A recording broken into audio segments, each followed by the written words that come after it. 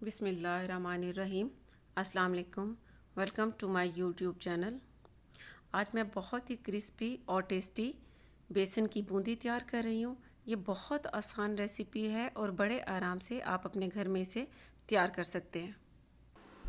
और अगर आपको मेरी ये रेसिपी अच्छी लगती है तो मेरे चैनल को सब्सक्राइब करें और बेल आइकॉन का बटन प्रेस करना मत भूलें, क्योंकि इससे मेरी आने वाली हर नई वीडियो पहले आप तक पहुंचेगी। बनाने के लिए हमें जिन चीज़ों की ज़रूरत होगी: बेसन चाहिए 500 ग्राम, नमक चाहिए 1 टीस्पून या हस्बे जायका, बेकिंग पाउडर चाहिए 1 टीस्पून और पानी चाहिए हस्बे ज़रूरत। अब सबसे पहले इसमें थोड़ा थोड़ा सा पानी डालते जाना है और इस तरह मिक्स कर लेना है।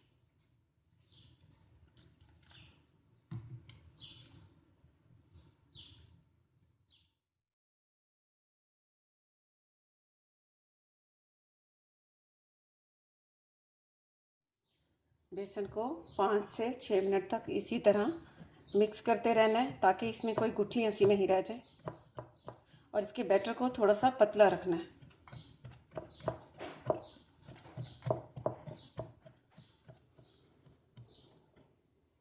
ये देखिए, बहुत अच्छा सा बैटर तैयार हो चुका है। अब इसमें नमक ऐड कर देना है और बेकिंग पाउडर।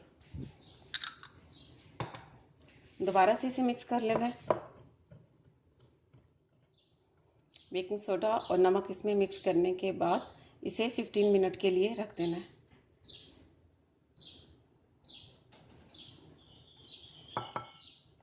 बेसन को रखे हुए 15 मिनट गुजर चुके हैं। अब इसे दोबारा से 2 से 3 मिनट तक इस तरह फेंट लेना है। 2 से 3 मिनट तक फेंटने के बाद अब इसे फ्राई कर लेना है।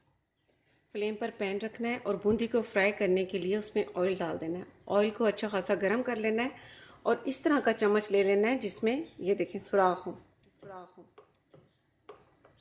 अब वो जो बेसन का पेस्ट हमने तैयार किया है वो इसमें इस तरह डाल लेना है, 1 चम्मच भरकर, और इस तरह करते जाना है।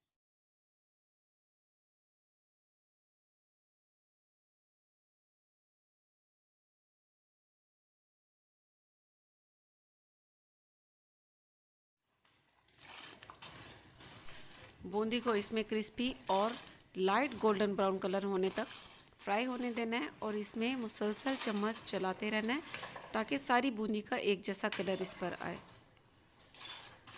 और अब बूंदी बहुत अच्छी सी फ्राई हो चुकी है और अब एक प्लेट में पेपर रख लेना है और उसमें निकालते जाना है इसमें।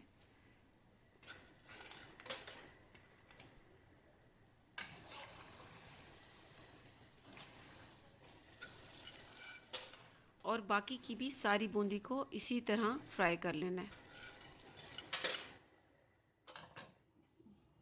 मैंने सारी बूंदी को फ्राई कर लिया। ये बहुत ही टेस्टी और बहुत ही क्रिस्पी तैयार हुई है। आप बड़े आराम से घर पे इसे तैयार कर सकते हैं। ये बहुत सारी चीज़ों में डलती है और बहुत इसका टेस्ट लगता है। जैसे बूंदी का रायता बहुत अच्छा बनता है, दही बड़ों में ये डाली जाती है, दही बड़े बहुत अच्छे लगते हैं इससे। तो आप ज़रूर ट्राई कीजिएगा और इसका फीडबैक मुझे ज़रूर दीजिएगा। इसके साथ ही अल्लाह हाफिज़।